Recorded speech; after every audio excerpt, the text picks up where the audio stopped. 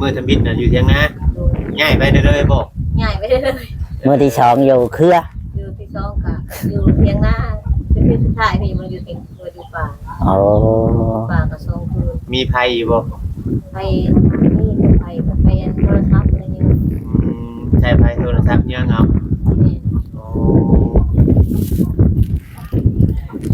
ใช้ไฟโทรศัพท์ยังเอานอนอยู่บ่หนาวบ่เลยบ่ห่มอยู่อ๋อวันนี้ป้าในหัดเลย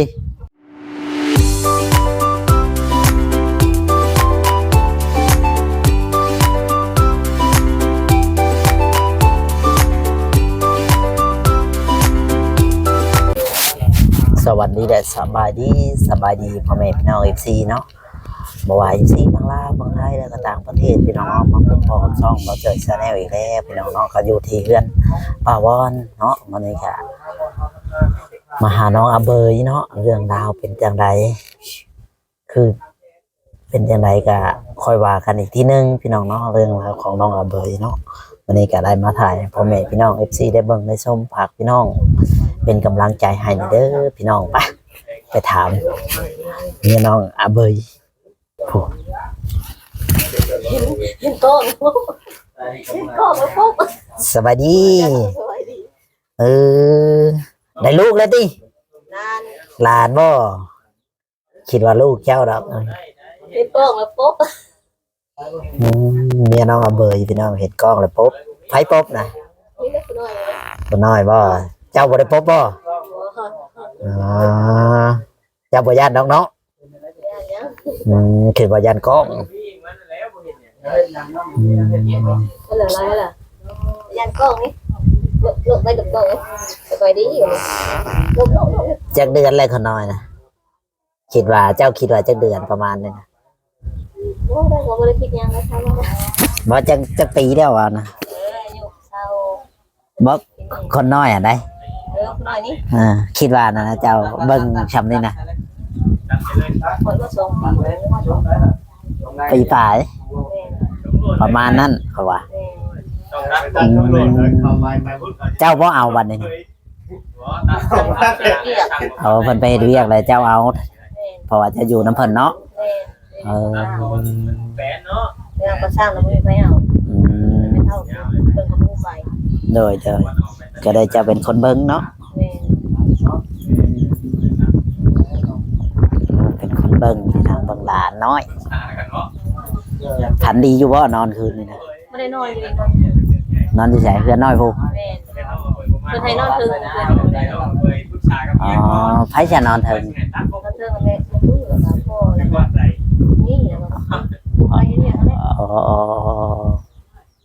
เจ้าไปนอนเพื่อนน้อยนอนอยู่ในบ่นอนอยู่นอกนอนอยู่ในนอนก็ลุกกินข้าวกับยังวันนี้นะเดี๋ยวผมชวนอยู่ใช้อ๋อเจ้าก็รู้จักเนาะทางไปไปแล้วคนบอกว่าได้ทำงานดีอ๋อได้หลายบ่ได้หลายบ่กระปูนะได้7 โตได้เขียด2 โตเพื่อนนั่นแหละกินจากข้าวมีเขากินเจ้ากระปนกระปูกินเนาะนี่แหละน้องคนกระปนแปลงกระปูกินเรามาอยู่ลำดาเนี่ยไปหาอยู่หากินเราเลยจับทำไป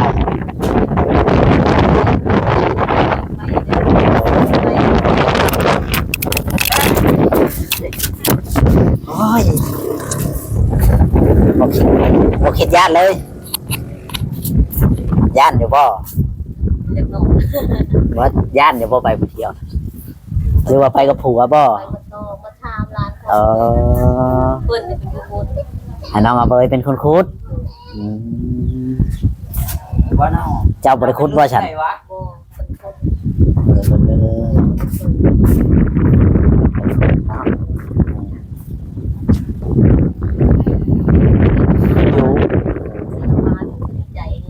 เลย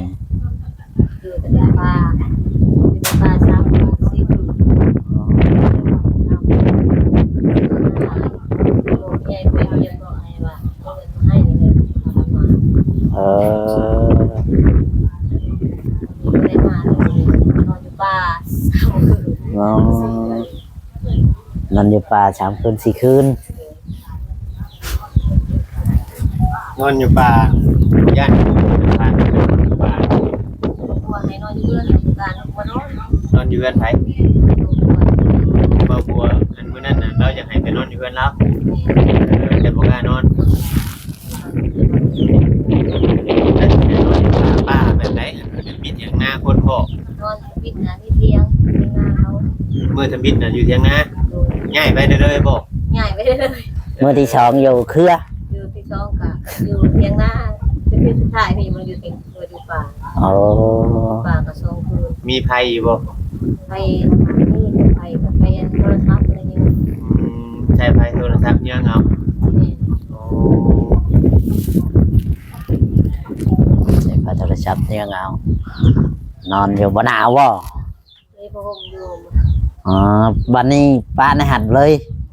บอกให้บัวไปเอาให้เครื่องอะข้าวสาร อ๋อเขากระถือไปบ่ คือไปก็บ่ได้กินนะเดี๋ยวบ่ได้กินนะเขาคือไปซื้อ ถือไปซื้อบ่ได้กินเลย เข้าก็แต่แม่ผู้ใหญ่ซื้อให้พุ่นแหละ อืม ไปซื้อให้ก็บ่ได้นึ่งเลยนะบ่ได้ต้มเลย เจ้าก็เลยมาพี่เนาะบ้านนี้เลยเด็กเพิ่นบอกว่ามาพี่เพิ่นมาหาไอ้น้องเพิ่นรู้จักว่าได้ไอ้น้องบ่รู้เลยเราไอ้น้องลายมาเลยลูกนี่ เจ้าก็บ่เคยเห็นปู่จักเทื่อเนาะ โดย ครั้งแรก แม่เคยมาจากคือ คิดว่าคันว่าบ่ได้มาอยู่นี่สิไปอยู่ไสคิดว่า มาอยู่นี่ก็อยากไปอยู่เพิ่นมาแลบ่ได้ อ๋อ ไปหาไอ้เวียกอันน้ำลาวเลย อืม ส่งคนพาน้ำเพิ่นนั่นแหละ อ๋อการกดทานเนาะพอได้ผักได้เช้าได้กินข้าวกินน้ำเนาะถึงสิว่าพอได้เงินดอกเงินนั่นแหละพอได้กิน มีเงินก็ไม่แน่แบบได้อยู่ มีแห้งกับบ่ใจขึ้นเนาะแต่มาอยู่ลำพักของเช้าสะดวกสบายนี่น้อยนึงถือว่ามาอยู่น้ำป่าน้ำลุงมีหยังก็กินมีหยังก็ช่วยกันหากินเนาะเคยกลัวกันชดๆ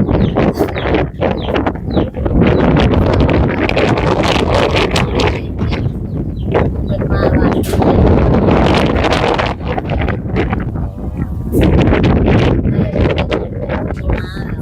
มาวันก็เรียกว่ามา ฝนมาเมื่อวานนี้ มาทะเล เลยไปยากนี่ ให้อยู่ก่อนแล้วสิกลับบ่บัดนี้กลับเมื่อบ่ เปิดให้กลับก็กลับ โอ้ปานใดครับก็กลับ แต่ยังบ่ฮู้เนาะว่ามื้อใด จะมาให้กลับเมื่อใดก็ได้กลับ เลยนะมื้อใดบ่ฮู้เนาะ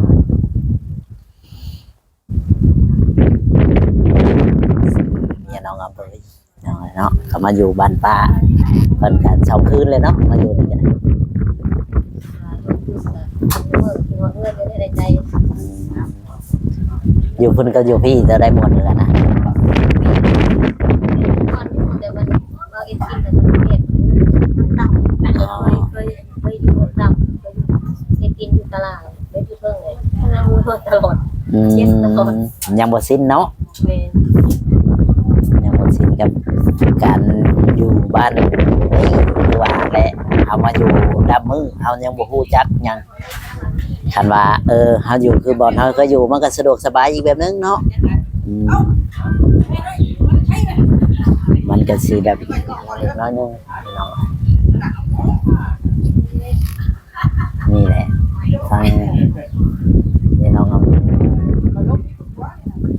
ไปหากินตอนเช้าหากินตอนแรงตอนเที่ยงสิหากินหยังบัด คิดว่าสิไปหากินหยัง หาคนมาบ่ได้ อ๋อยัง หาคนมา ยังรู้เนาะยังรู้ว่าสิหากินหยังได้ไปทางนี้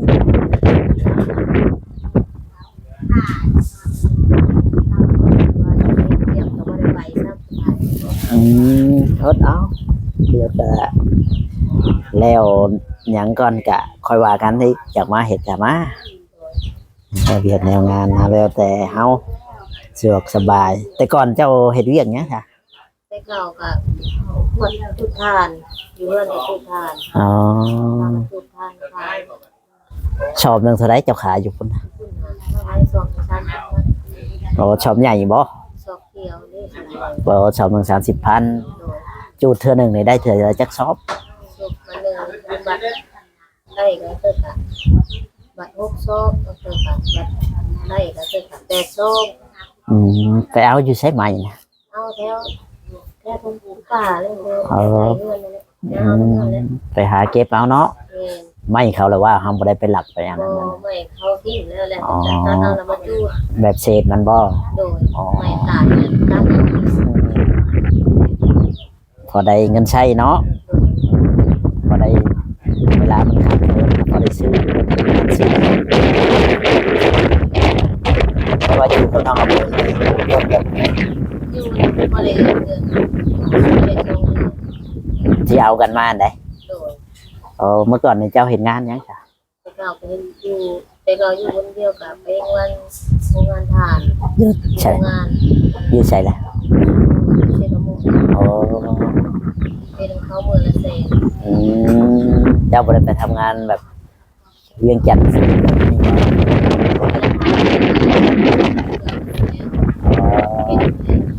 ขายอยู่ของเขาแถวเขตบ้านนะ ให้เพื่อนมาทำให้เมื่อละ80เมื่อละเซน โอ้ เคยไปตลอด โดยแบบเพื่อนชานจะนี่เจ้าบ่ได้บ่ได้มือบ่หรือว่าจังไดคือว่าแบบ บ่ได้เมื่อแล้วว่าสิเมื่อเพื่อมันเลิศนอนอะไรแหละบ่ได้เมื่อ อ๋อ พี่ว่าสิเมื่อแล้วเมื่อเยี่ยมพ่อเยี่ยมแม่เลิศนอนพากัน ยากเนาะ นี่พี่ว่าสิเมื่อแล้วสิเมื่อเยี่ยมเพิ่นเพิ่นแล้วมาเยี่ยมเพิ่นเด้อบ่เลิศนอนเด้อย่าซะบ่ได้มาเยี่ยม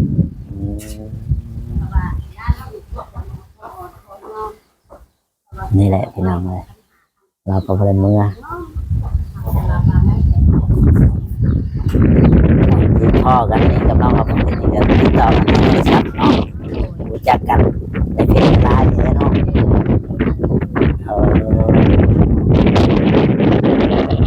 เพจไลน์หน่อยทางชื่อในนั้นนะเจ้านะก็ลืมเลย ใจ ชื่อใจโอ้เอาใจ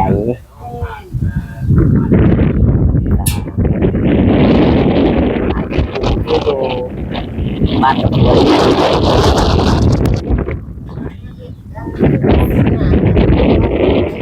อ๋อกินจำแจวจำจูไปจนชั้นแล้วเนาะอยู่เรือนเฮาเอง ไปฟังนี่สิได้ มันก็พอได้อยู่บ่ บ่ได้กินอยู่บ่ได้บ่ได้เลยบ่กิน พอได้กินเนาะสองปากคือว่าแหละกินหยังก็กินไป เคย คันว่าเรื่องราวมันโยมในสิพากันไปทำงานบ่ความคิด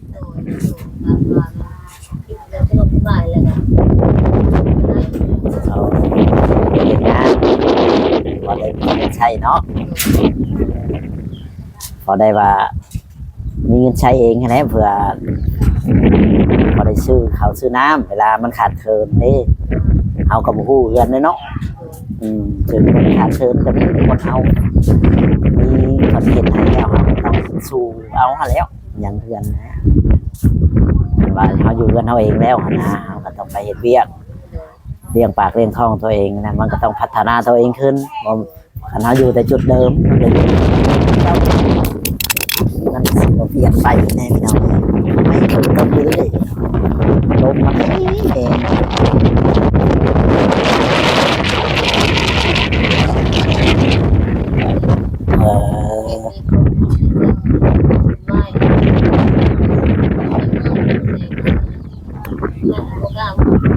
ยวบ่เป็นหยังนะบ่เว้าถึง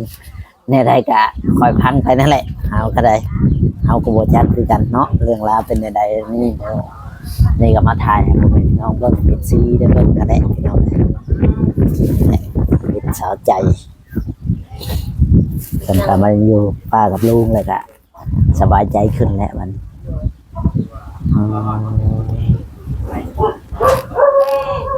อยู่ใช้กะเฮาบ่ไปอันนั้นของเขาเฮาก็ดีบ่ไปผิดบ่ไปเลวหมู่กะอยู่ใช้ก็สะดวกสบายอยู่ดอกเฮาบ่ต้องอันนั้นหรอกคันเฮาผิดเฮาเลวหมู่เฮาบ่ถูกหมู่อยู่ใช้เฮาบ่อยู่ยากคือว่านั่นแหละชีวิตเฮา บ้านเมืองประเทศกับบ่แพงอยู่เฮ็ดน่ะ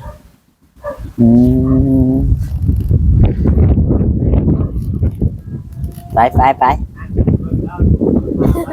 ฮะไปโอเคถ้าคลิปนี้ก็สิบ่มีหยังหลายเนาะสิขอจบคลิปไปก่อนถ้าว่าผิดพลาดประการใดก็ขอโทษขออภัยเนาะสบายดีเด้อโอเค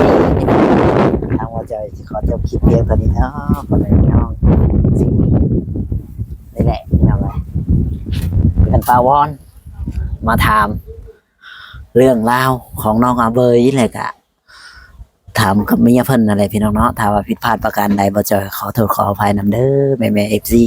ที่อยากแพงทุกท่านทุกคนที่เข้ามาดูมาชมสวัสดีและสบายดี